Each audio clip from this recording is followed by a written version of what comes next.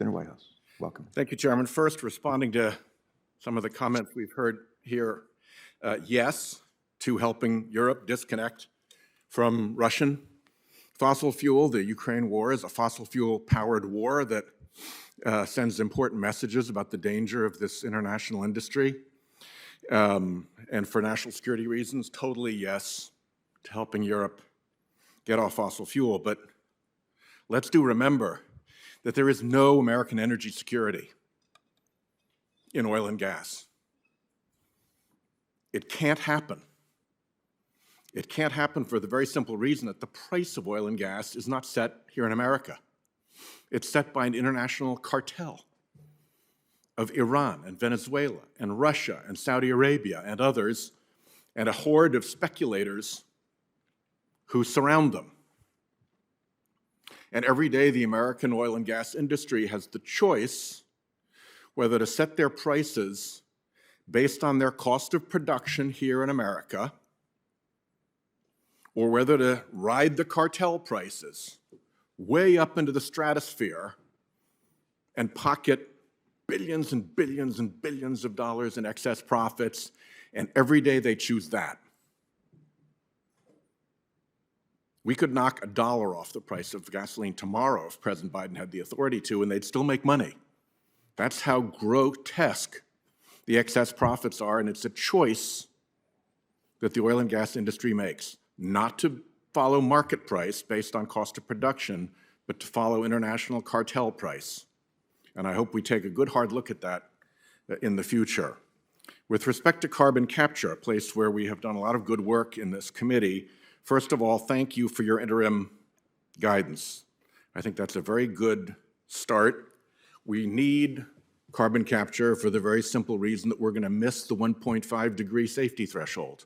We are going to overshoot, and going to zero carbon doesn't get you back once you've overshot. So we need these technologies, we need to develop them, and we also need to make sure that communities that have been burdened by pollution understand that this is not another end run around their concerns. So thank you for your focus on environmental justice. Thank you for the screening tool, which I've used for Rhode Island. It's very accessible and easy to use. I'm grateful to you for it, and thank you for the focus that we have to engage communities in order to succeed, and in particular with carbon capture, we have to engage communities. I think the question of NEPA reform and moving forward efficiently is a very important one. To me, the lesson is the sooner you can engage the conflicting uses, the better. We did this with offshore wind in Rhode Island, as you may know. We had a very good process that got all the users together with really good data from University of Rhode Island. And because our process was good, we got the first steel in the water, the first electrons on the grid. We showed that you could site offshore wind in America. And now there's this explosion that President Biden is counting on for 30 gigawatts of clean and renewable energy. But it's going to happen a lot quicker if you get the lesson right, which is that all the conflicting users have to be brought together as soon as possible. I don't know if you've been following what BOEM did, but they got off to a terrible start with Vineyard Wind. It stubbed the toe of the whole offshore wind movement because they had not done that. They had not gotten everybody in the room who was a conflicting user. They had instead tried to roll communities. And now, with the progress going forward, BOEM has been better. They've moved the conflict identification forward. The New York BITE process has been much, much, much improved. So we're really, I think, gaining ground.